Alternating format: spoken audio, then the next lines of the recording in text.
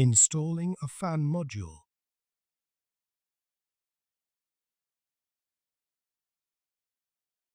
Align the fan with the guides, and then push it down until the fan connector is fully seated in the socket.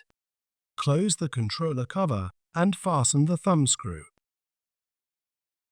Press the locking tabs and push the controller handles down to a horizontal position. Align the rear of the controller with the opening in the chassis, and then use the handles to gently push the controller halfway into the chassis.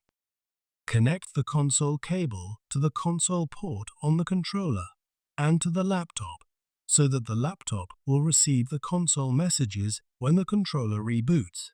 Firmly push the handles until the controller meets the midplane and is fully seated in the chassis.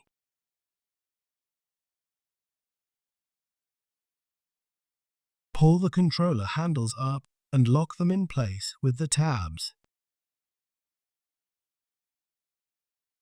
Set the time and date on the controller. Refer to the maintenance guide for the procedure. Give back the impaired controller. Refer to the maintenance guide for the procedure.